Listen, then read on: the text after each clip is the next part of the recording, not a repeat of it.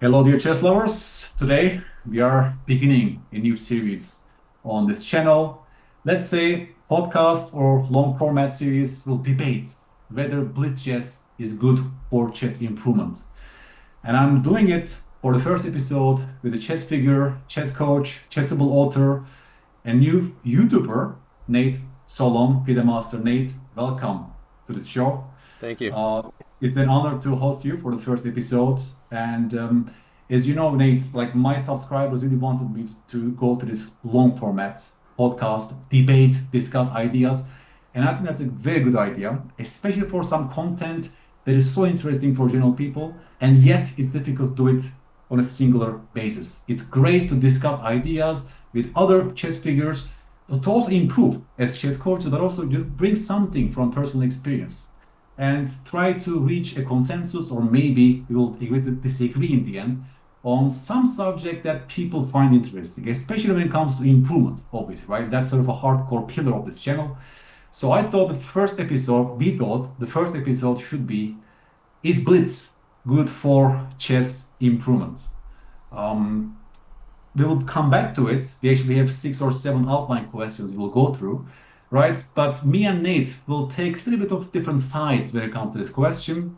And please, folks, you're welcome to join the discussion. Please leave comment on YouTube, discuss, bring ideas yourself, and join this debate in the end. All right.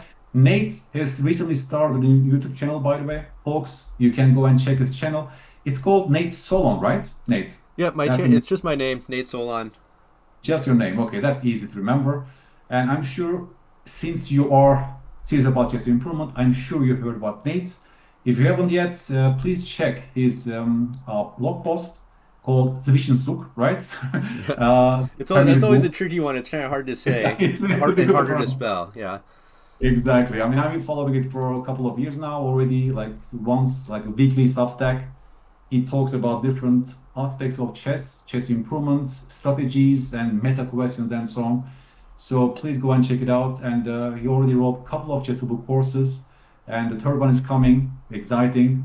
And definitely also follow his YouTube channel, guys. He's also a very serious chess coach and great for improvement in the long run. So if this is successful, folks, I want to do it more often in the future. Maybe I can bring other big guys, but also I would love to host Nate again and discuss other issues, because there are so many issues that I would love to discuss in this channel.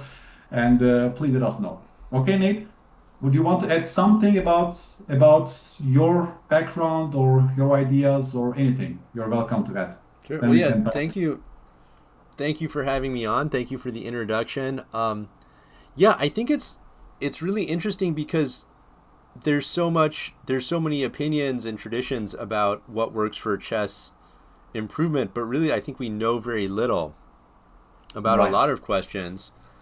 right. So Blitz is a great one to start with because I think it kind of gets a bad rap. It's almost a cliche that Blitz is bad for your chess, but I think I definitely think it's good for my chess, and I think it can be good for a lot of people's chess if they use it right. So I kind of wanted to All right. put my If money they where use my it mouth right, is. that was the key, I think, Nate. You Yeah. said if they use it right. So we'll Yes. come back to Yeah. that, right? That if question. But you're absolutely right, by the way, about this. Like, despite all the chess coaches, debates, discussions, their ideas, we don't have any scientific data on any of this. And maybe we would like to pursue it in the future, right? Personally, as a cognitive scientist myself, that would be a great research project, compare different maybe time formats, rapid, blitz, classical, different training methods, and have some basic data in the end. Until we do it, we have to rely on personal anecdotes, our coaching experiences, of course, that's valuable. Maybe you had students that improved over time by playing tons of blitz.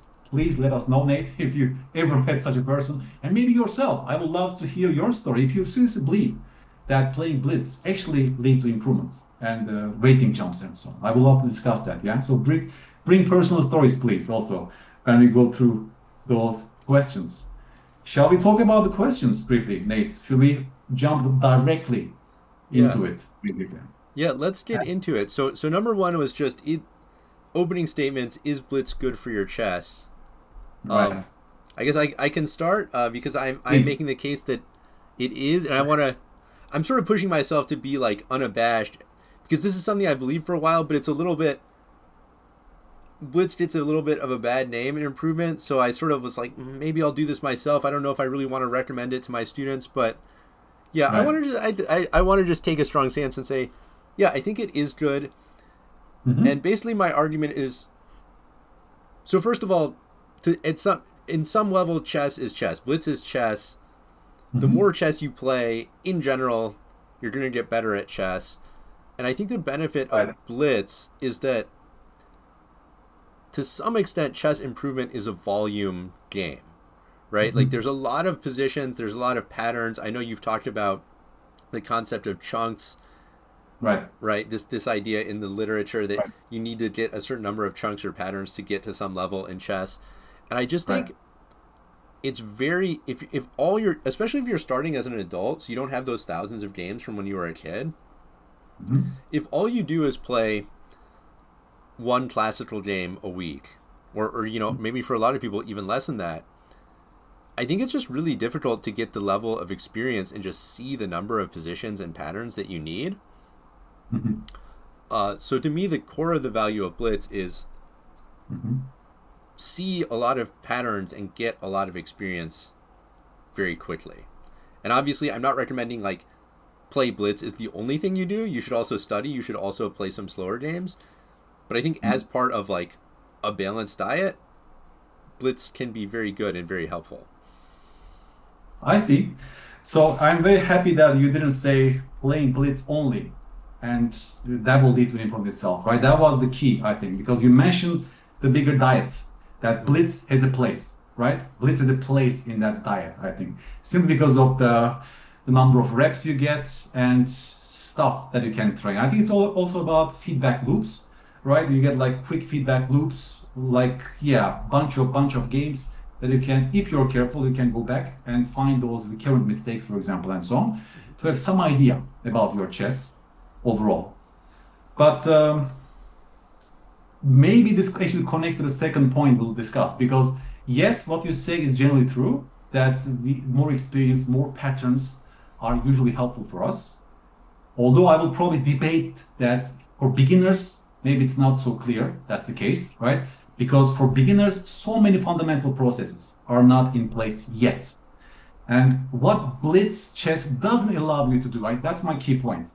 Just think about all the chess processes that you simply cannot apply during a Blitz game, right? That will be my main counter argument here. Maybe I can list those points. For example, right? Not proper blunder check you can do in Blitz. Maybe not deep calculation. You don't have much time for deep calculation during a Blitz game.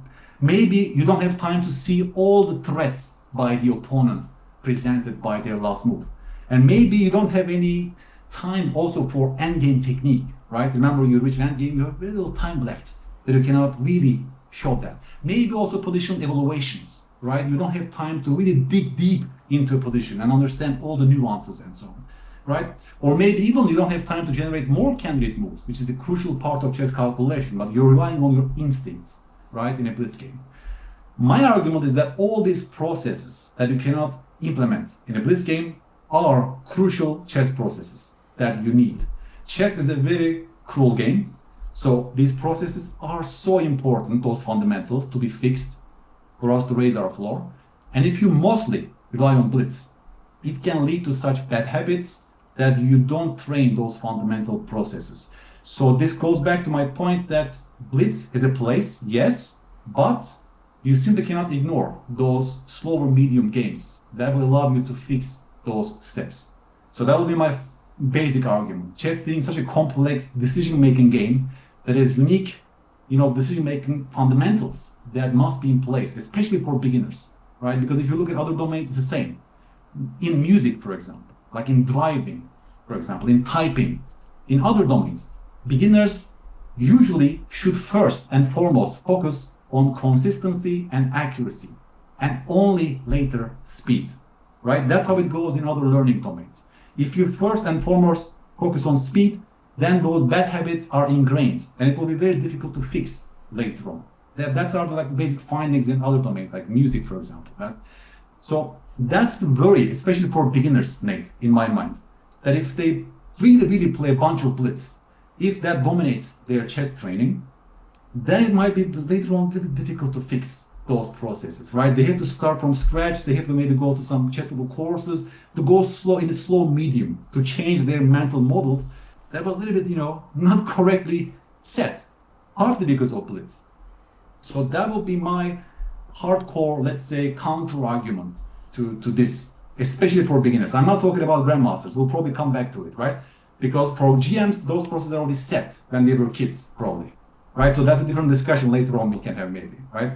The place of blitz for different rating ranges, right? Do you have any counter argument against this? Maybe you can. Yeah, well, I agree with a lot of what you said, and I do think blitz is probably more valuable as you get to more of an intermediate and advanced level.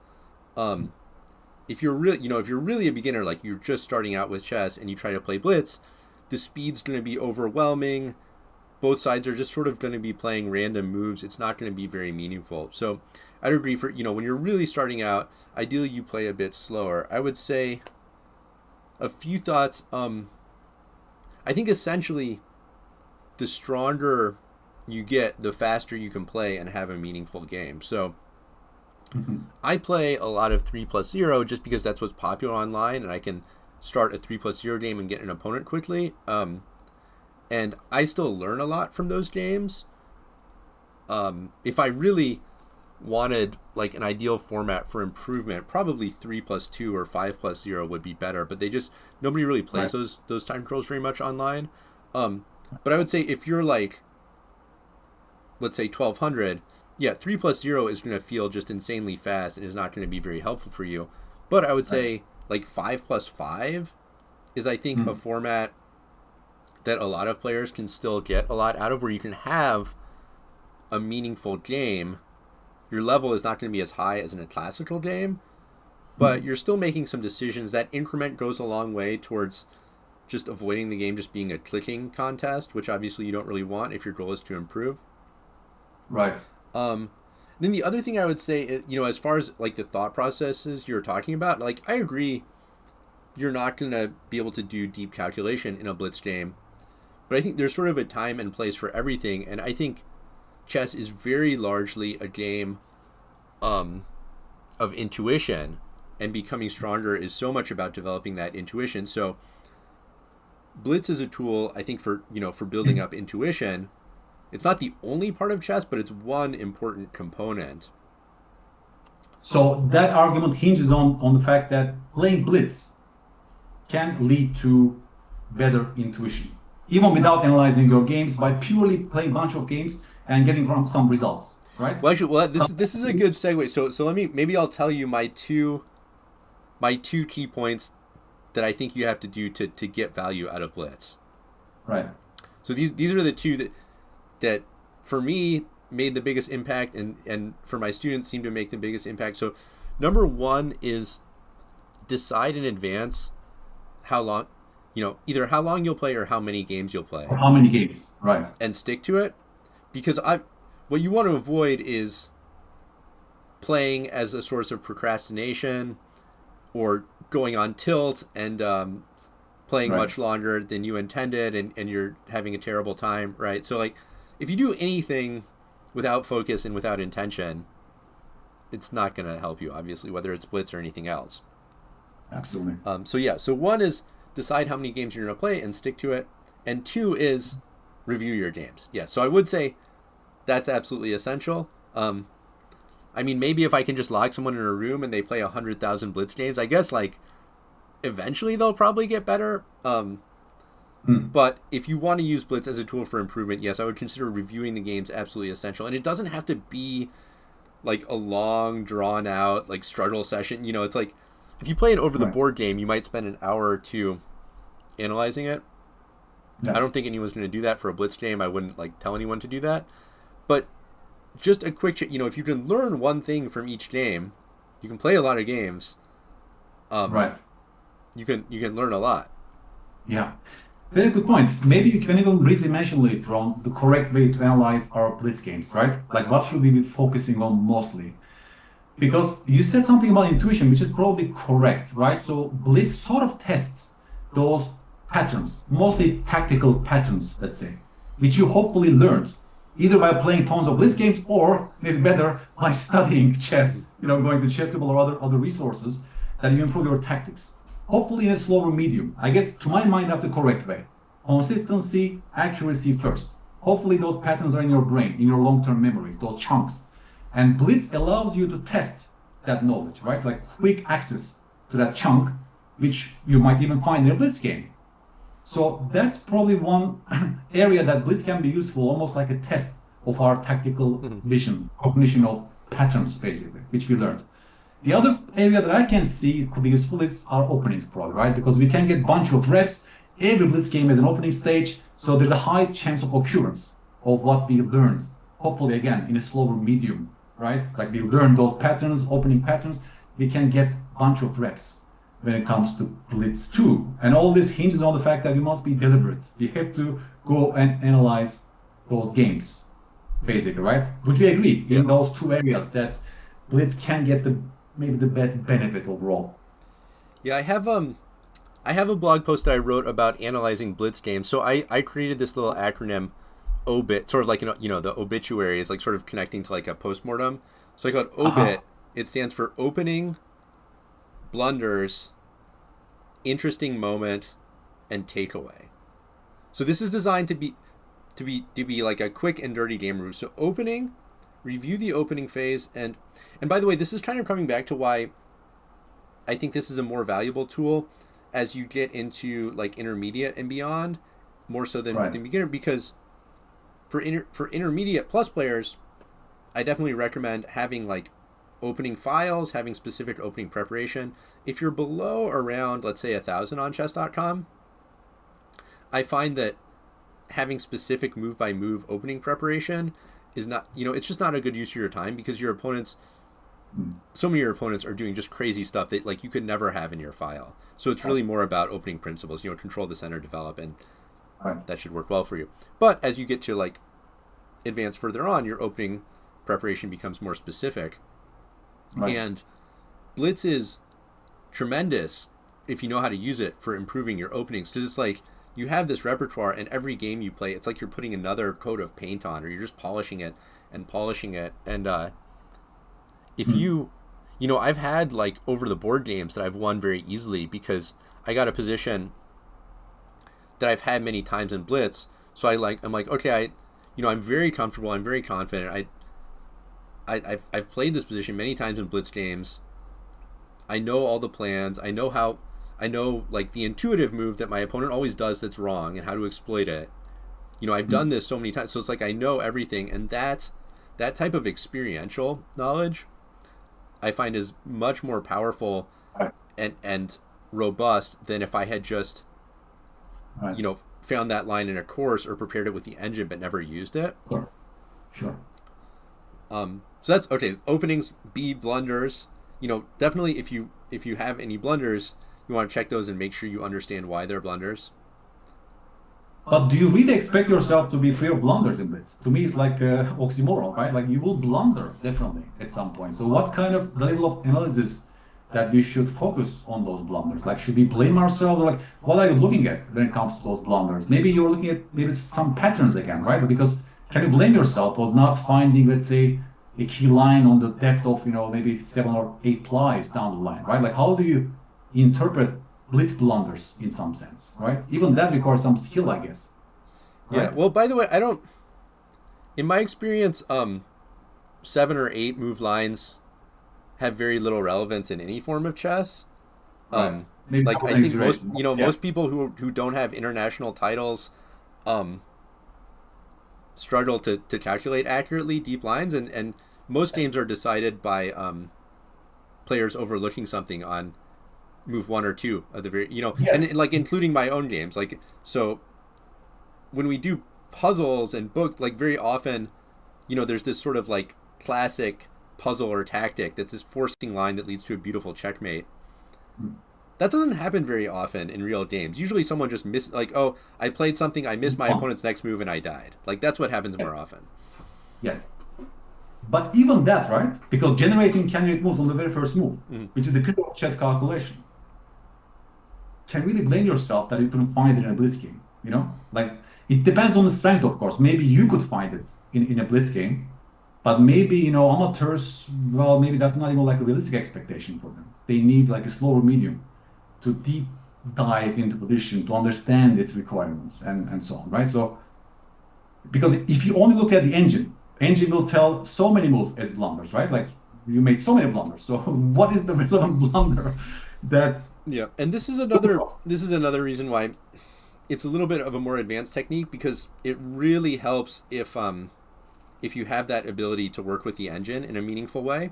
But I mean, I do think that is that's a very important skill to develop. That's like a little bit underrated as well, and maybe that's a discussion for another day. Is like working with the engine, because I hear this advice. Don't even look at the engine until you're a master and things like that. I think players well below master can and should strive to use the engine as a valuable tool, but that's a skill you have to develop. But actually, in terms of like what I'm looking for, you hit the nail on the head with patterns. That's exactly what I'm looking for. I want to look not just within one game, but across multiple games.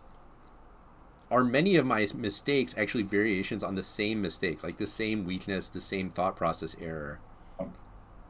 Right. And then I can address that. And I could even argue that in a way, the fact that the games are going to be like lower, I'm going to be under more stress. I'm not going to be able to play as well. In a way, that's going to expose weaknesses that might not be exposed as often in classical chess, but they are relevant weaknesses. Like I just had a blitz game where I was up in exchange in what should be a technically winning endgame, but my opponent, I had one pawn left on, I had a bunch of pawns on the king side and one pawn on the queen side. Mm-hmm. So I knew, so there's this concept that when you're ahead, you don't want to trade pawns. And, Right. and generally, you want to keep pawns on both wings. The more pawns you trade, and especially if the play is restricted to one wing, the weaker side gets more drawing chances. So I I know made that. one about that last week, by the way, Yeah. about that concept. Yes. So I know that, and I was aware of that during the game, but under time pressure, I couldn't see the way to defend the pawn, and so I just traded off some pawns, and I ended up only drawing the game. So I do actually think that's a meaningful signal, because like I knew the concept, Right. but I wasn't comfortable in implementing the concept well enough when I was under a lot of pressure. Hmm. And that, to your mind, might still indicate that there's some work to do, right? Like that's sort of because the patterns were there in your mind, and somehow the implementation wasn't perfect. Yeah. And even in the Blitz game, you would have, and maybe should have, given your strength, have implemented that. So maybe that's still maybe good piece of information for you to go and work, right? In a Exactly. slower way. Right. But I very much love that recurrent patterns. Like if there's a system that you store all your mistakes, even in Blitz, in a file, to eventually find those recurrent issues, right? That's great, I guess, for long-term improvement. All kind of data when it comes to personal mistakes across time. I think if there's a system to it Yeah. that you follow, And I think, it's just well, I was just showing you, so there's this concept of the list of mistakes from, I found out about this from this book, Pump Up Your Rating by Axel Smith. I guess various good people book. do a version of this, but actually, I think this is what a lot of chess players are missing, is a systematic way to learn from their mistakes. Mm. And this concept of connecting them, what I find is when I do this for myself or for a student, very often patterns emerge very quickly that were, you could play your games one at a time for your whole life and not see these. And as soon as you make the list and categorize the mistakes, Interesting. quite often something pops out very obviously of it's the Right. same pattern over and over. Like I just did a batch review of one student's games, Mm. and I realized that he just played in like the World Open, so like 9-round OTB tournament. And as soon as I categorized his mistakes from that tournament, a lot of them involved either pawn grabbing in bad spots, or like I called it pawn hoarding. Like his opponents were threatening his pawns, and he tried to save them when he could have played, ignored it and played actively. Nate, Yeah. Nate, you should have tell him to get my course on Chessable. I made a course about this particular problem. It's called the value of pawns, right? Defending or ditching pawns. The entire course is about that particular problem. I think I gained Okay. one customer. I'm very Well, happy I'm about gonna it. okay. Well, I'm gonna recommend that to him because Yeah. this was like I had already looked at these games, but until I made the list and categorized them, I hadn't been aware of this pattern. But then it was Right. actually just seeing the list; it was extremely obvious. Amazing, amazing insights. Yeah, for all chess coaches out there, this is just great recommendation. I mean, that's in the long run, it will work for you, for the students, and they will love you for it. So yeah, you cannot simply go wrong with that. Even for Blitz, I would say. I can Well, the give it, beauty of Blitz yeah, is you get a larger volume of tons games of to work with support. very quickly. Yeah, yeah. Cool. So then we discussed this point. I mean, going back to my list, Nate, well, we sort of discussed, does Blitz create bad habits? It's sort of, if you're totally unconscious, if you don't analyze your mistakes, if you break your mouse after a bad loss, right? If you just play 35 Blitz games the whole night, right, without analyzing, especially if you're a beginner too, Mm. right? You have to say that it can create bad habits. So it has to be part of a bigger and more healthier chess regimen in this sense, Yeah, right? So and I that was think sort of the conclusion. I Yeah. would say that like I I think this idea of bad habits can be a little bit oversold in the sense that I play a Mhm. lot of I mean I play far more Blitz than over the board tournaments, but when I go to the over the board tournament, realistically, I honestly I don't feel like a big urge to move very quick. It's a completely different context. There's a lot more pressure. There's a lot more consequence on the games. Right. I don't feel much of an urge to move quickly as a result of blitz play. I don't think, but I could see. I kind of already know how to play chess. I have a lot of chess training under my belt. I can see for Mm. someone who's just starting if they haven't really learned how to think through a position and like all of their chess is blitz, I can see how that would be a problem. Right. Because the hardcore pillar of my channel is to go deeper in those processes, right? Just take everything slowly and learn the processes the right way. Focus entirely almost on accuracy and consistency by always asking the why questions between ideas and why is that the right technique of calculation and so on, right? That's the entire spirit. And I still believe there's tremendous value of it in any domain of complex learning, including chess. But obviously, that doesn't mean that Blitz is useless, basically. So that's. By the way, I should also tell you this one person only. It was on Lichess, I guess, right? The guy from Germany who played the most Blitz games ever. It Oh was like a yeah, one-play I know tournament, this right? guy. Yeah, You know this guy. You yeah, should see his graph, right? It's and entirely it's a stable. flat line, Never right? changed. Yeah. Just flat line, just entirely flat line. So that was sort of my biggest counter argument today as well. I couldn't find that, but yeah, I mean, you get. I mean, you got some sort of insight about it, right? So purely by playing Blitz, probably that's what it does. Because there was some insane hours per day that he spends on Blitz. He has no other time, right? Mhm. That usually leads to a flat line in the end. So Yeah. So this is why the review is an essential step. If you just play mindlessly, yes, I agree, you're not going to get anywhere. The review is essential, and actually another point I think is kind of interesting is I think it's actually beneficial to have like two different phases or contexts. So you go to the over the board tournament, right? You have to pay your entry fee, you have to travel, maybe you have to get a hotel room. It's very difficult to experiment in that context, right? Like you're probably going to do what you believe gives you the best chance of just scoring as well as you can in that tournament. So I think it can be beneficial to have a different context, online blitz, much less serious, much less consequential, right, and that's an opportunity to experiment, but only if you use it, right? And the trap a lot of people fall into is right. they obsess over their online ratings maybe just as much as their over the board ratings.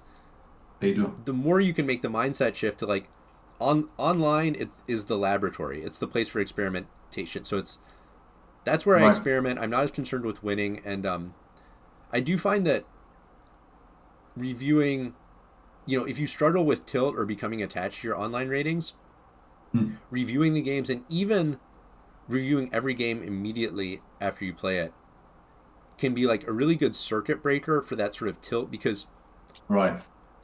if you review the game immediately after you play it, you kind of slow down and take a breath. You don't jump into the next game right away. And Mm. you also sort of send a signal to your brain of this is not about winning, it's about learning and improving. Because I'm True. I'm reviewing immediately. Yeah, So you can, that's great. if you don't have that problem, you can use your time a little bit more efficiently by playing like a batch of games and reviewing them all as a batch. But if you Right. struggle with tilt, which a lot of people do, I find the like play review, that Right. schedule is can kind of block off the tilt. Yeah, that's great advice overall. We'll come back to it. By the way, I was just reading this book again. It's a great book from Hattie. He's like this big guy in learning sciences. Like visible learning is like a holy grail of all the research that is done on learning and improvement in general. Yeah, mostly in context of teaching and getting feedback. So, like one of their basic points, of course, is the importance of feedback, right? Like immediate feedback is so valuable, and but right, it's most effective if it's on epistemic level, not on a corrective level. Meaning that it's not only about your move was right or wrong, but the reasons why, like deeper connections and analysis and reflections, basically, right? That was the key for best learning outcomes. I mean, across so many studies, they did so many meta studies. So that was one of the key conclusions that, yeah, effective, they even call this timely, specific, and actionable feedback is very important. So you mentioned the timeliness there, right? Because, Mm-hmm. yeah, if you analyze right after the game, for example, you get timely feedback, but it's also had to be, yeah, specific and actionable, which also leads to, the mistakes types, what kind of mistakes I'm making, and what can I do to solve these issues, for example, or even why is this a mistake? Like deeper connection and reflection is the key for anything. So when it comes to Blitz being good for lots of reps and immediate feedback, we also have to mention this part again, like going back to deeper connections.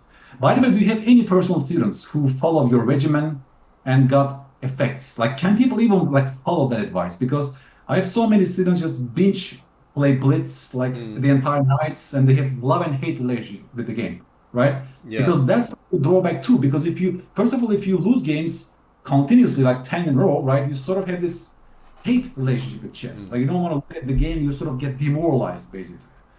Also, if you keep winning games, then you don't even analyze your games, right? Human yeah. psychology. Like I won. Who cares? Why do I need to look at my mistakes? Why do I need an analysis? I'm perfect. I won this game. And chess can easily create, this false Yeah. sense of There's improvement, right? there's a saying in poker that I love, which is the three main causes of tilt are winning, losing, and breaking even. Right. Uh, Yeah. Great. I posted that on Twitter. All, chess players are very literal. I posted that, and everyone's like, "Oh, that's everything." I'm like, "Yeah, Right. that's the joke." But yeah, you can find an excuse for tilt in any result, and that's definitely true of Right. Blitz. I mean someone I know my friend Dan Bach really credit like he has Yeah, a I know great him. blog post of so he's an adult. I think he's in his 40s now, and he went from like 1500s I think to 1800. He might even be in the 1900s now over the board as an Right. adult. And one of the things he credits was actually when he started out he was more kind of going with the old school of advice of reading a lot of books and doing all this sort of stuff. But he actually credits like playing Blitz and learning from his own mistakes as a key turning point for him. Cool. And he was even using Anki, right? This Anki. Yeah, he has a very cool setup with Anki where so not only does he save his mistakes, but he actually saves them for people. So Anki, I don't know how many people will be familiar with this. It's this Please wait. software that is spaced repetition. So similar to Chessable, Anki's not specific to chess. It's like general purpose software, but essentially you make flashcards, and it's gonna show them to you on this repetition schedule.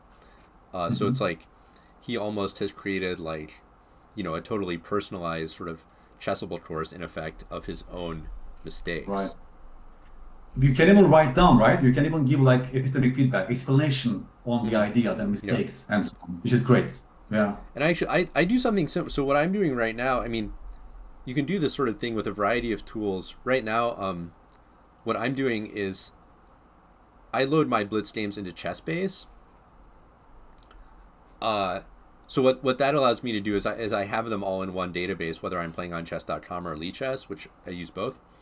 So I load them into ChessBase and analyze them, and then and then I also, for mistakes or like interesting positions, uh, Chessbase has this feature called, it's something like set as like training position.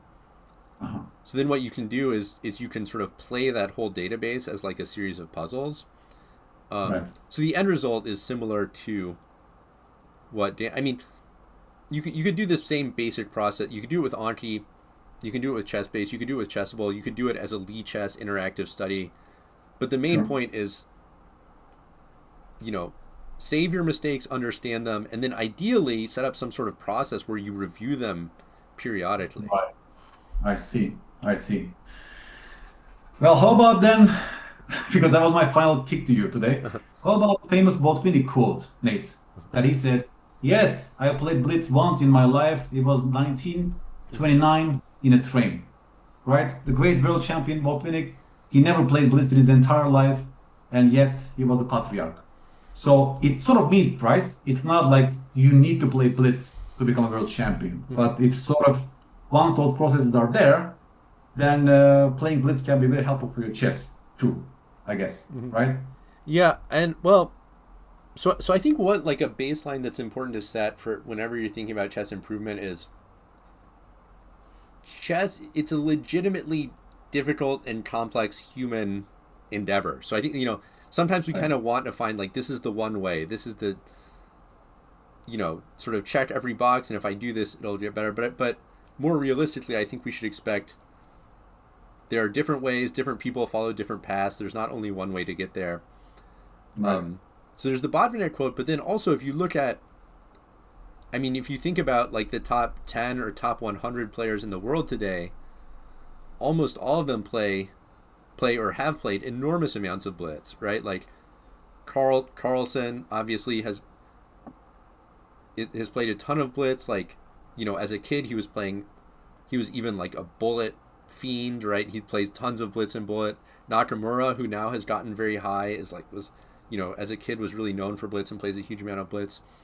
Right. So there's a danger in following the top guy, because obviously Carlsen is like this generational talent. So you can't just look and say, oh, I'll just do the same stuff as Carlsen, right? Because you don't have the time, you don't have the talent, you're not going to be Carlsen, right?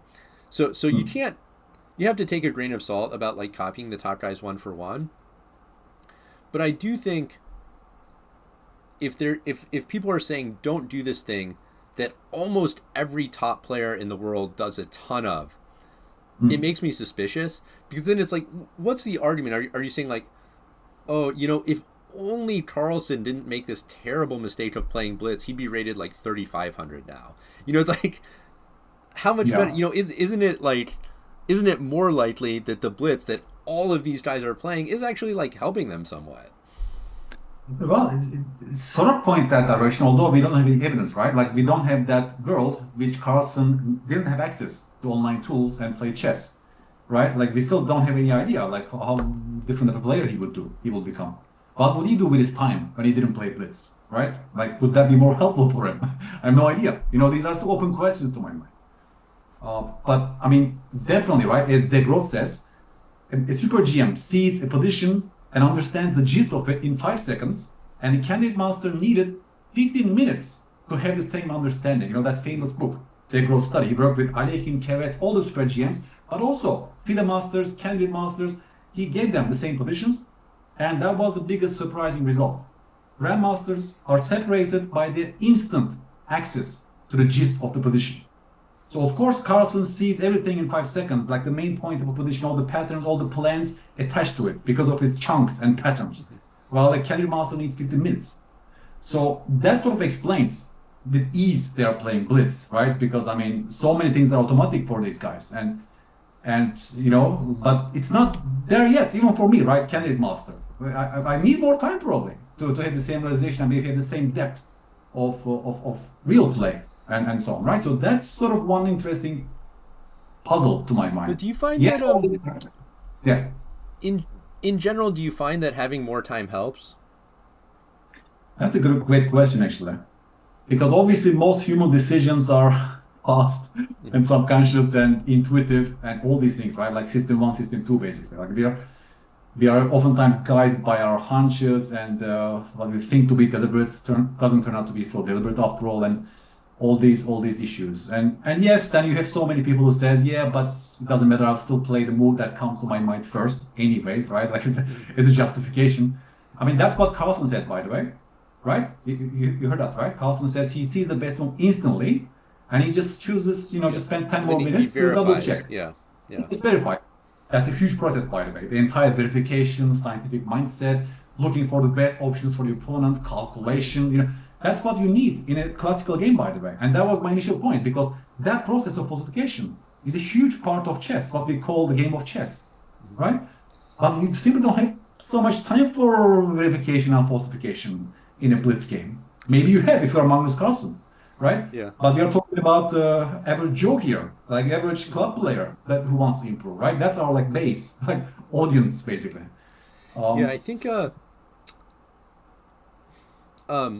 the admittedly I am more like I think that maybe Dvoretsky said this, that he sort of divided players into intuitive or analytical, and Right. admittedly I'm more of an intuitive player, so I tend that tends to be the framework I see things through and how I approach things. But I have noticed that people who come to chess as adults tend to be more analytical. They need more time. Often they're stronger in classical than blitz because they weren't able to develop that intuition as a kid. So I try to be respectful of that, but I do also, I have some skepticism of the idea that more time, this idea that if you don't, if you just have more time, you can figure it out. I think a lot of things in chess, it's you see it or you don't, and even given unlimited time, if you don't know the pattern or you don't have the intuition, it's very hard to solve. One example of this is if you talk to a time trouble addict, like these guys who are always in time trouble every game, of course there's a lot of players like this.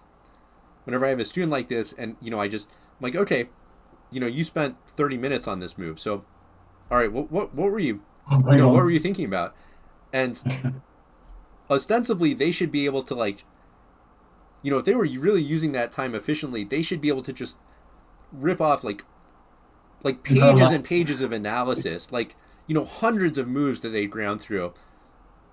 Usually they're able to come up with a few words. So I don't for a lot of players, I don't necessarily buy that more time is the answer.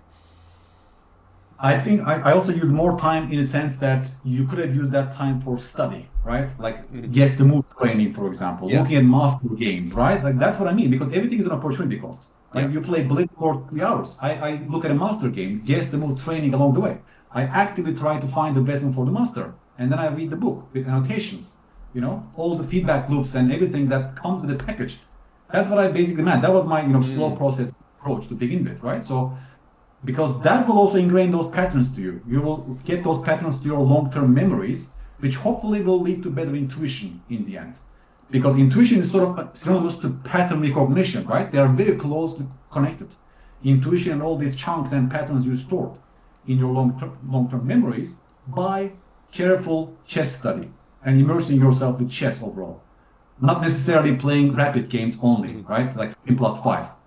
That's not exactly what I mean, I would say, right? When I say slow process, I mostly mean, covering good material, courses, books, active approach, and deeply engaging with those patterns and also explanations, reasons behind the moves and so on. Mm-hmm. Yeah, well, I agree with you 100% about opportunity cost. I think that's often overlooked.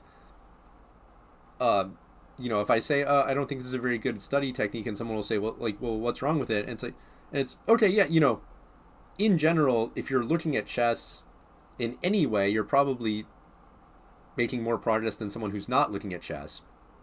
But Right. for a lot of us, our time is very limited, so it's what's the most efficient way? And Blitz is something that gives you a lot of a breadth first approach, and then studying one game very deeply would be a depth first approach.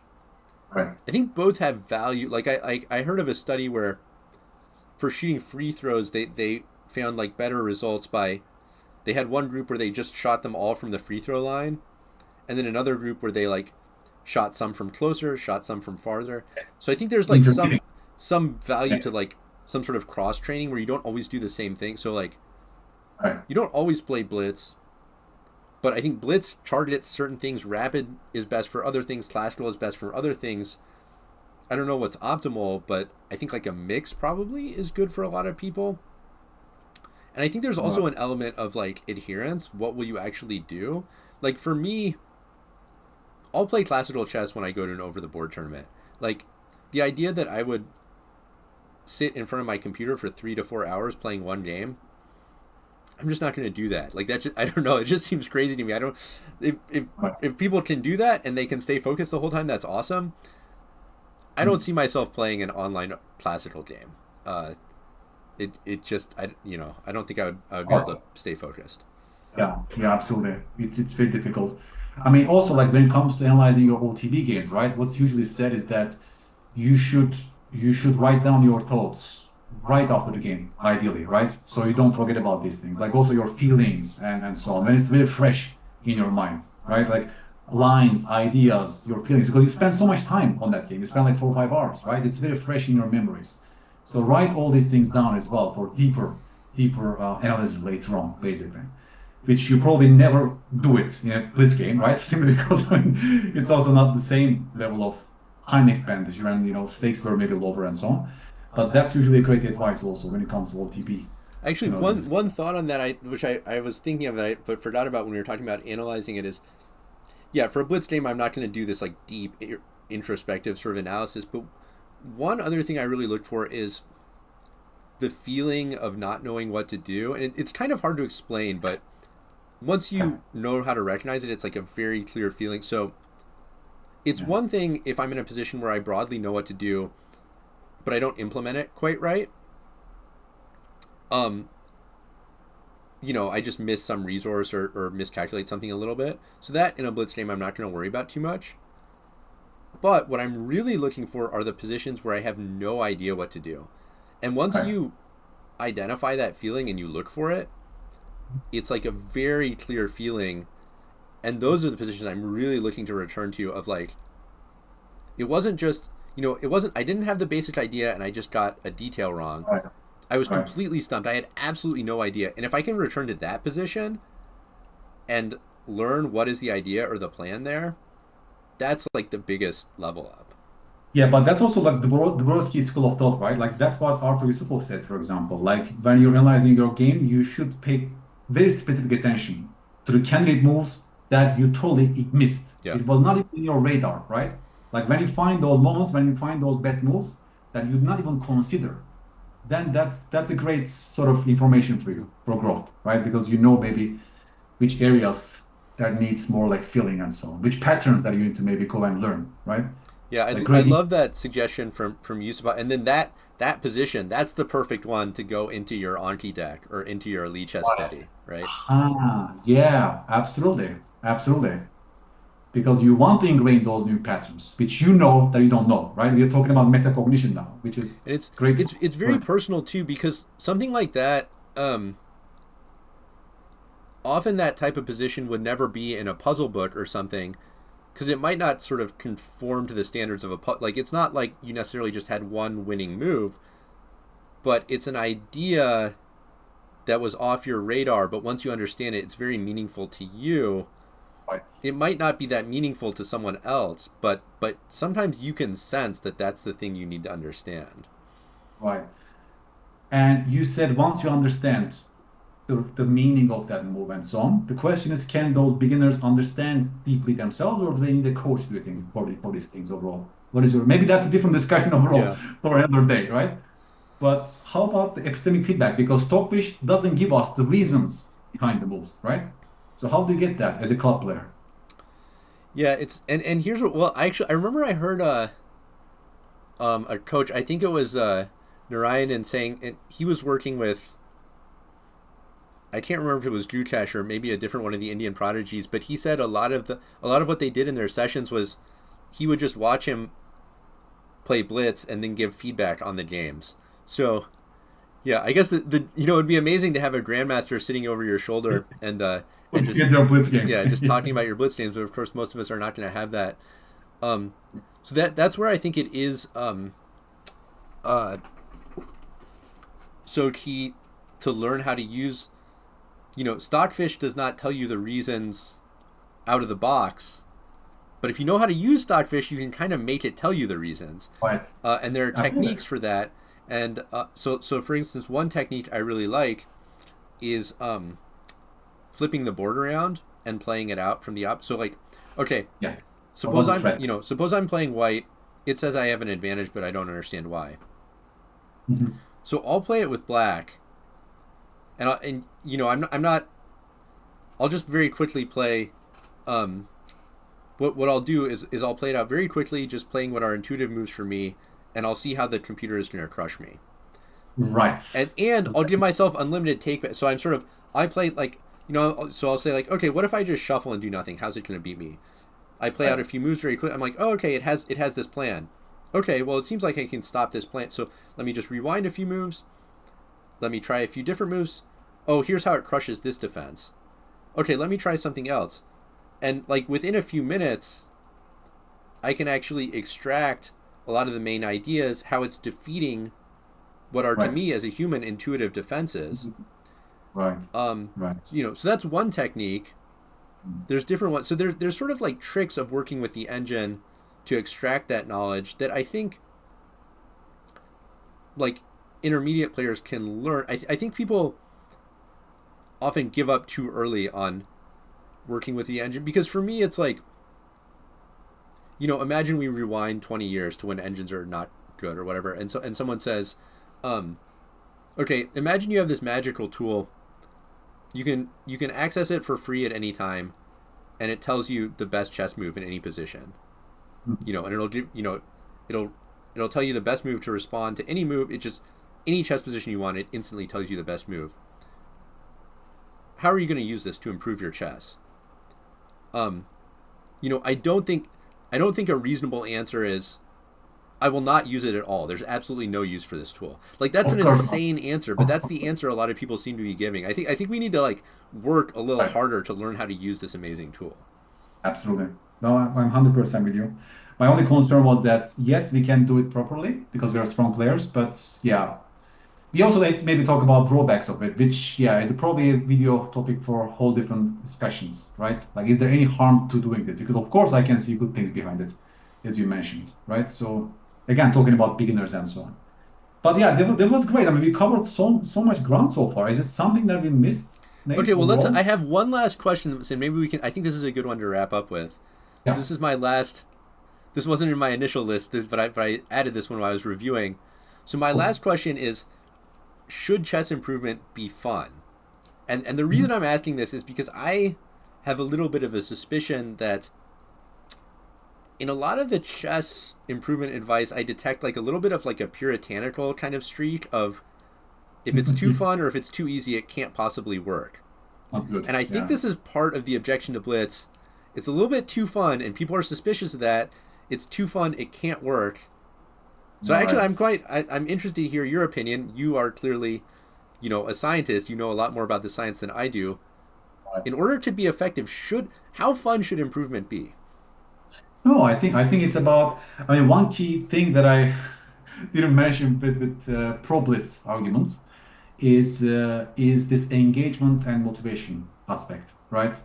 Like it probably, if you look at all the players who are playing it, addicted to it, it's fun, it's motivating, it's low stakes, as you said. You can try out different things, right? I mean, we usually love such activities that it's also quick. Many people don't have such time, right, in their disposals. You can get the entire game in 5 minutes, and it's fun. It's engaging, right? You want to play one more time, and so on. It's you can look at your openings. You can get some feedback from what you learned, and so on. I mean, there's definitely, great things about motivational aspect of it for sure.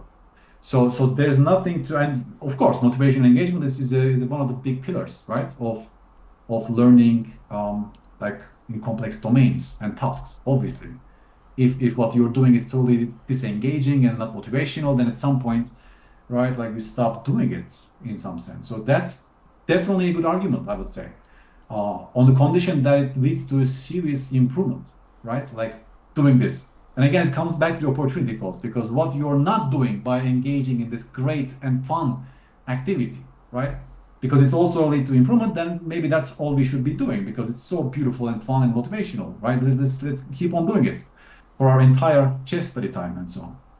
So, and again, I find chess beautiful. Maybe I'm an outlier. I even find, guess the mood training fun, motivational reading books is very fun. Studying master games is fun to me. So I love chess for the sake of its beauty, and I don't get discouraged by when it comes to reading, hard books. Because if that's the case, then maybe you should also reconsider, your approach, your relationship with chess. If you hate, studying master games, doing harder work, then well, maybe that's a warning sign, right? Maybe that's not something that you do because chess is a long-term journey, right? For most people, that will be probably lifelong for most people, and that also involves this growth mindset and finding joy and motivation, maybe even other activities that is maybe a little bit slower than Blitz part, right? So going back to your question, should improvement be fun? Is that how you formulated it? Yeah. Should improvement be fun?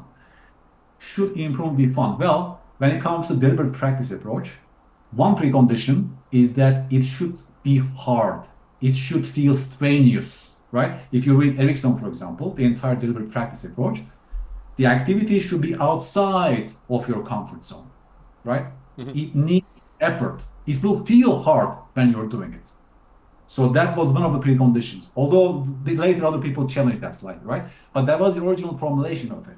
That you're straining yourself to achieve something that is achievable a little bit outside of your comfort zone right now, and you're giving your best with full focus and concentration, right? You will feel exhausted in the end. That's how it works in other domains. When people get better in music and other domains, usually this deliberate practice is recommended and leads to improvement for sure, right? Like, so going back to your question, right now we are sort of contradicting each other. Should improvement be fun? Not necessarily, right? Not necessarily. Like, it doesn't mean that all improvement should be fun, right? Like, there's also lots of improvement that doesn't feel so fun while you're doing it, doing the activities. But there's an urge to get better, right? You're willing to get better. You're very motivated to get better at that domain, right? That's why you're putting that work. You notice your mistakes. You notice that these areas need work for Nate or for me to get better, to reach FM, for example, right? If I want to now aim for FM, probably I need to list those mistake types, recurrent mistake types, those areas that I need conscious effort and deliberate practice. So I need to sit down maybe 2-3 hours a day, right? Just focus on that aspect. And maybe playing Blitz will be too general, right? When it comes to that, because let's say my issue is, dynamical play. I suck at dynamics. I need to get better in sacrificing pawns for activity. Let's say we understood that this is the area that I need to get better. So do you then say, okay, let's go and play a bunch of games and try to be more active and dynamic in those games? Well, yeah, that's fun. Maybe I will get some games like that as well. But I would say, well, much more deliberate approach would be better, right? Get a Kasparov book, maybe go get the mood training, go deeper in that work and ask questions and so on, right? And it won't feel as fun as playing Blitz, but I will get better probably. So that's my hunch, intuitive answer right now to you when it comes to this purely scientific practice, not neglecting the motivation and engagement part, because that's huge as well. But I gain my motivation on the urge of getting better, basically, right? Maybe not on so much on the pure entertainment and fun aspect of, Yeah, let's say, maybe fun's not the right word, because if I'm doing, let's say, difficult calculation training, I don't know if it's fun exactly, or it's not as fun as eating a candy bar and watching a movie or something. right? But I'm also not hating my life. I'm kind of enjoying the challenge of it and trying to see more, and I'm trying to be relaxed and focused at the same time. So yeah, maybe not fun exactly, but Right. if I'm really hating it, I think it's going to be very difficult to keep my attention and focus, and I'm probably not gaining a lot from that either. So I think Sure. for most people who are probably watching this video, I think the majority of the time you spend on chess should be, if not mega fun, like at least enjoyable, because Right. otherwise, like, why are most of the people watching this are not chess professionals. So I think it's probably the majority of the time you spend on chess should be enjoyable, because if not, why are you doing it? And also, if not, I don't think you're going to stick with it, because why would you? Of course. Now, if you want to get to a certain level, probably there at some point there's going to be some part of chess that's not your favorite that you have to put some Like work. dynamics, Yeah, like dynamics for me, yeah. right? Exactly, as you say. Because so far I did everything that was fun for me, like strategy, card pull games, botwinic, positional chess. I love it. I love doing it. I love looking at those games. And that might have created the strength in that area. I improved, yes. But at some point, as you grow stronger, then there are some leakages, right?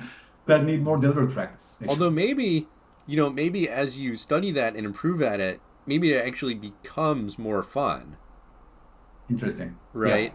Because right. you go, oh, okay, like now that I'm starting to get the feel for this dynamic play, oh, I just crushed my That opponent proof with a again. pawn sacrifice. That was actually pretty fun. Absolutely. It's actually Gobet who mentioned this in his book, right? This famous Fernand Gobet. He wrote a book called The Psychology of Chess. It's a small book. I recommend it to everyone.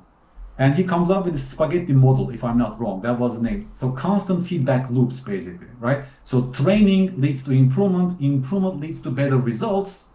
So you see the effect of it, and the better results, right, are making you more motivated to pursue chess as a hobby, right? It becomes more fun for you because you're better than other people, and you see the effect of it, and you like it even more to study and so on. So there are definitely feedback loops.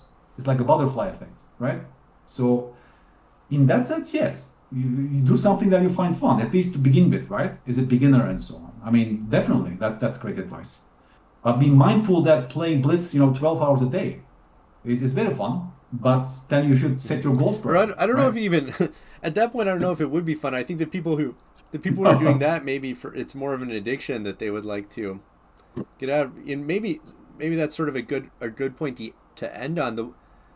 The one thing I wanted to add to that is having more fun is also something you can work on actually, because I think people understand, okay, I can get better at the end game, I can get better at tactics, I can become more skillful at this stuff. In the same way, you can work on your mindset and your enjoy. So maybe for some people they just have like such a toxic relationship with Blitz, like the best thing is just not to play. You just go on tilt immediately and it's terrible. Right. But I think for most people, by instituting some habits and processes like reviewing the game, reviewing immediately after the game, you can learn more. Maybe also actually ultimately that makes it more enjoyable because you're able to step out of this cycle of like, oh, I lost to this idiot. Oh, I have to just I have to get Right. that rating back. A lot of those motivations are actually pretty unpleasant. Um, Absolutely. but I think if you identify them, you can actually make meaningful changes in the mindset Right. as well as in like the technical chess skill. Yeah, that's so well said. It was Barry Heimer and one more co-author, I forgot his name, that wrote this book, right? Chess Improvement. It's all in the mindset.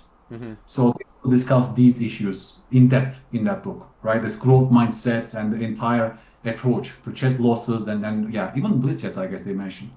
So that's a good advice for people who want to explore more, that mindset domain. And mindset is a huge part of improvement as well, right? Like there's this entire thing on mindset as well that we can discuss.